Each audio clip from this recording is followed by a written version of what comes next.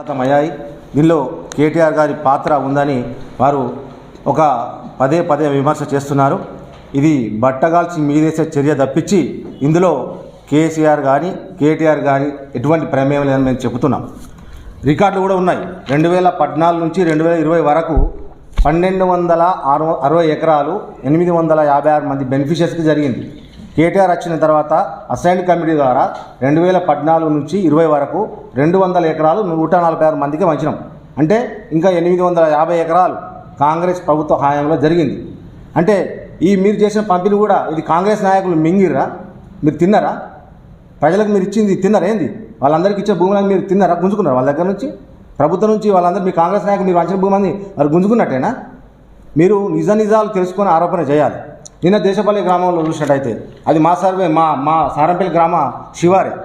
ఆ నెంబర్లో 350 ఎకరాలు ఉంటుంది. 338 ఎకరాల్లో 200 ఎకరాలు ఫారెస్ట్ వారు తీసుకున్నారు. ఇంకా 150 ఎకరాలకు అక్కడ ఉన్నటువంటి దళిత సోదరులకు మరియు భూ పంపిణీ చేసిన కాంగ్రెస్ చేసిన భూ పంపిణీ బాధితులైనటువంటి సిరిసిల్ల పద్మశాలి సోదరులకు అక్కడ చాలా రోజులుగా వాళ్ళకు కొద్దిగా కాంట్రవర్సీ జరుగుతుంది.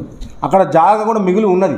ఒకవేళ వీళ్ళకి చిత్తశుద్ధి ఉంటే సమన్వయం చేసి రెవెన్యూ శాఖను సమన్వయం చేసి వాళ్ళని సమన్వయం చేసి దళితులకు మన దేశపల్లి దళిత సోదరులకు సిరిసిల్ల పద్మశాలి సోదరులకు భూమి పంపిణీ సక్రమంగా చేయండి.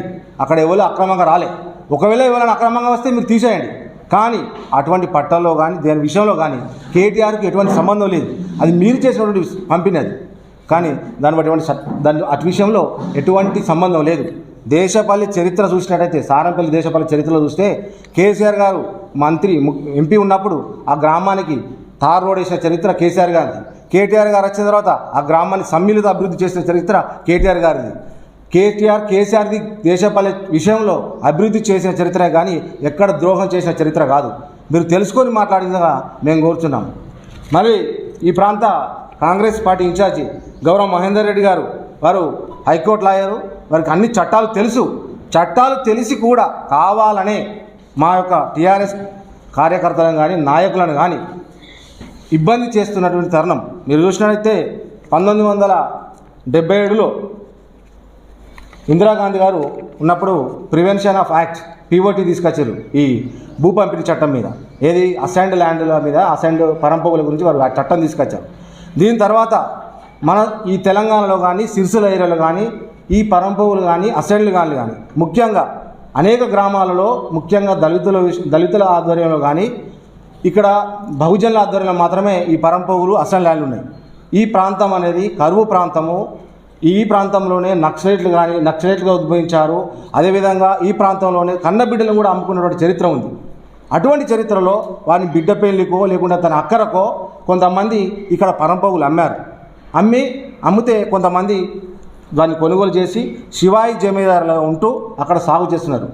అదే ఈ మూమెంట్లోనే 2007లో గౌరవ రాజశేఖర రెడ్డి గారు జనవరి 29కి ముందు ఎవరైతే ఈ శివాయి జమీదారులుగా ఉండి పరంపగులు కొన్నటువంటి వారి నుంచి కొన్నారో వారి అందరినీ కూడా మార్చేందుకు ఒక అవకాశం ఇచ్చారు.